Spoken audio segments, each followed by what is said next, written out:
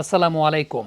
লাল সবুজের প্রতিনিধি শরফুদ্দৌল্লাহ ইবনে শহীদ সৈকত যে আউটটা ইয়াশাসবি জয়সওয়ালকে দিয়েছেন প্রযুক্তিকে একদম বুড়ো আঙুল দেখিয়ে, সেটা তিনি ভুল দেননি এবং সেই জায়গাটায় আলট্রা এজ যে ভুল ছিল, সৈকত যে ভুল ছিলেন না, সেটা প্রকাশ করেছেন স্বয়ং যে প্রতিষ্ঠানটা স্নিকোমিটার বা আলট্রা এজ এটাকে সাপ্লাই করে, সেটারই প্রধান বিবিজি স্পোর্টসের প্রধান। তিনি বলেছেন যে এই যে স্নিকোমিটার কিংবা আলট্রা এজ এটা কিন্তু সবসময় ডিটেক্ট করতে পারে না, শব্দটাকে ডিটেক্ট করতে পারে না, বিশেষ করে যখন খুব সফট ডিভিয়েশন ঘটে, যখন গ্লাভসের সঙ্গে সংস্পর্শ লাগে। আবার এক্ষেত্রে যেহেতু ওই জায়গাটা খুব সফট একটা ডিভিয়েশন ছিল, ইভেন হাইটটা অনেক বেশি ছিল, স্টাম্প হাইটের অনেক ওপরে ছিল, তো শব্দটাকে আসলে ওইভাবে তরঙ্গটাকে পাওয়া যায় নাই।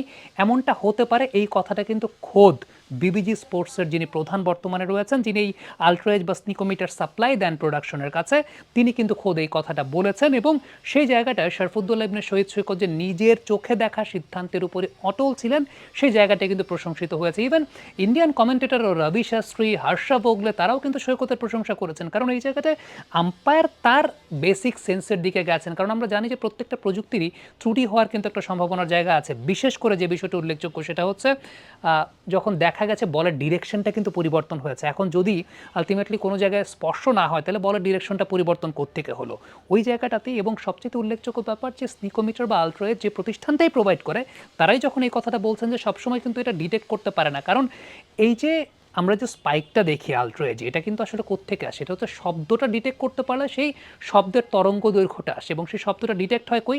স্টাম্প মাইক্রোফোন থেকে। এখন যখন খুব মিনিমাল একটা ডিভিয়েশন ঘটে, ওই সময় সেটা নাও পেতে পারে, এবং এইসব ক্ষেত্রের জন্যই হটস্পট প্রযুক্তিটাকে আসলে ব্যবহার করা হয়। এবং হটস্পট প্রযুক্তিটা কিন্তু এই কারণেই এসেছে, আবারও বলি, আলট্রাএজই যদি আসলে আপনাকে 100% সলিউশন দিতে পারতো, তাহলে কিন্তু হটস্পট প্রযুক্তির প্রয়োজন হতো না।